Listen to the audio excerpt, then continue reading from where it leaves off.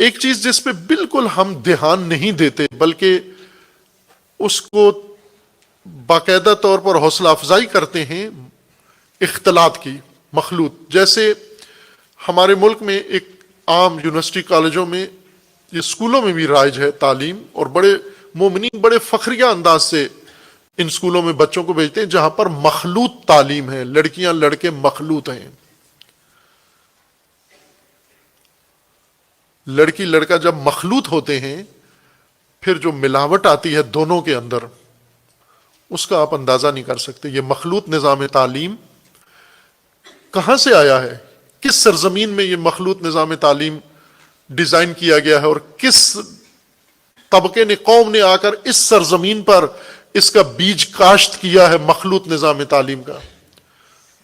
شہوانی تہذیب رکھنے والے انگریزوں نے. انہیں چاہیے، ان کی تہذیب میں مخلوط ہونا ضروری ہے، ورنہ ان کی تہذیب ختم ہو جاتی ہے اگر مخلوط نہ ہو عورت مرد. لیکن دین جو پاکیزگی اور طہارت کی بنیاد پر ہے، عصمت کی بنیاد پر ہے، اخلاص کی بنیاد پر ہے، یہ قدریں ہیں، یہ قدریں ہیں جن کے اوپر عمارت دین کی قائم ہے اور معاشرے کی قائم ہے. اس کی نابودی ہے مخلوط تعلیم سے. ان کی آبادانی ہے، ان کی عمرانیت ہے.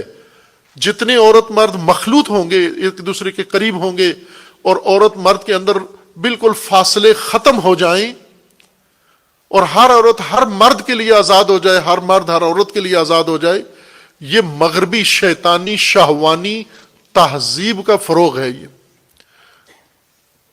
لیکن عفت، حیا، عصمت، طہارت، پاکیزگی، اخلاص کی نابودی ہے یہ.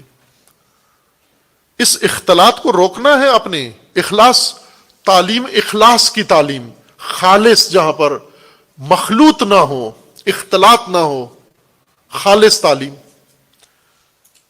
ابھی افغانستان میں ایک موضوع اس وقت دنیا میں بڑا ایشو بنا ہوا ہے کہ افغانستان میں طالبان نے خواتین کے اعلیٰ تعلیم پہ پابندی لگا دی ہے. ساری دنیا چیخ رہی ہے، مسلمان، غیر مسلمان ممالک. انہوں نے دلیل کیا دی ہے؟ چونکہ اعلیٰ تعلیم کے ادارے محفوظ نہیں ہیں، مخلوط تعلیم ہے، لڑکیاں لڑکے مخلوط ہیں. خوب، یہ بڑا اچھا کام ہے، لیکن آپ کو چاہیے کہ آپ خواتین کے لیے تعلیم کے دروازے بند نہ کریں.